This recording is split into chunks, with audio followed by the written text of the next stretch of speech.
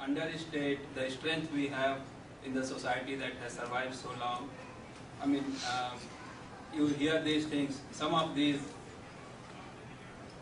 border on paranoia that will be obliterated, but I mean, they may be organized well, but do we not have to recognize that there is inherent strength also in the society that throws up?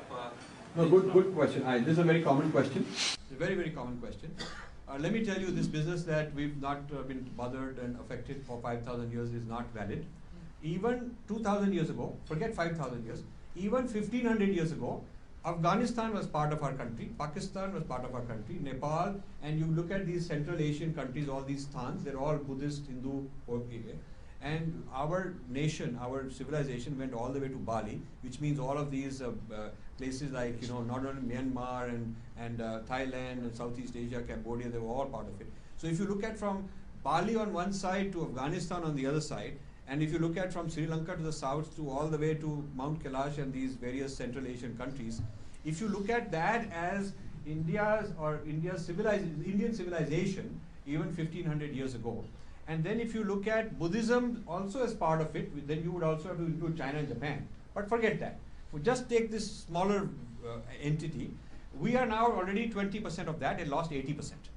Okay. So if you are a business corporate guy and you lost 80% of your revenue, you can't say, we are all going to be here forever. Look, we are still doing well. The point is the trend line is against us. And the most aggressive religions did not even exist. One of them did not exist 1,500 years ago, and the other one did not exist 2,000 years ago. So these younger, newer religions have taken over more than 50% world market share, which they had zero at 2,000 years ago. We have lost market share in our region of South Asia and Southeast Asia. Not only that, even the territory which is now India is being threatened with further partitions. You cannot say Northeast is safe. You cannot say Kashmir is safe. You cannot say these Maoist areas are safe. You cannot say Tamil Nadu are safe. So yes, we have survived, but it's like a person who's got more and more diseases, more and more organs infected could say, no, I've lived for 60 years, 70 years. Look, man, why are you worried? I've lived 70 years, so I'll go on. The point is, the doctor will tell him that you are not as healthy as you once were. So a doctor of civilization will say that the power and strength of Indian civilization, even internally, to be able to withstand to threats and all that, is not where it was once upon a time, which we all know. Okay, so merely survival is not good enough for me. The fact that we are still alive is not good enough for me. The point is, are we thriving, and is the trend line against us? The conversion is always one way. It's not Hindus aren't going around converting other people. We are being converted. Whether we are being converted fast or slow is the only issue.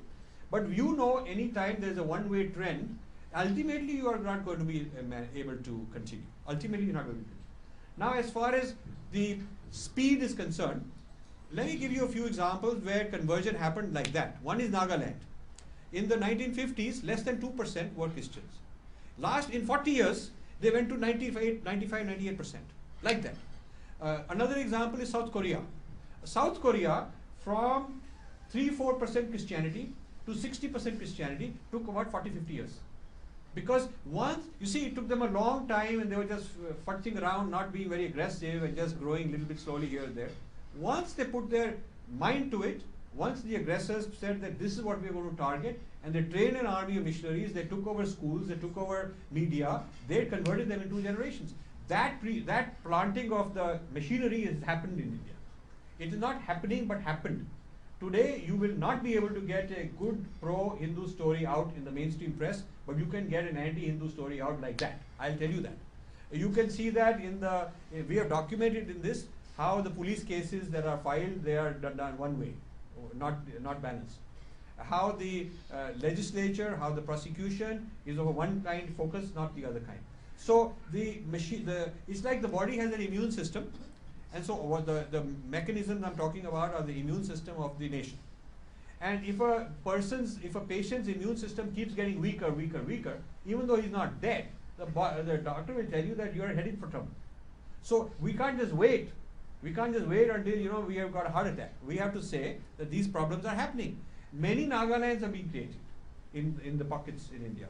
So we can't wait for that to happen and then say, this is what happened. So I would given how long it takes to organize Hindus, they will look for every reason to do nothing. First they'll say there's no problem, then they'll say it's not my problem, then they'll say it's being solved already, then they'll say somebody else must be solving it, I'm sure there's so many people. Every reason for them not to have to do something. So given all that, we have to get organized. Sooner the better.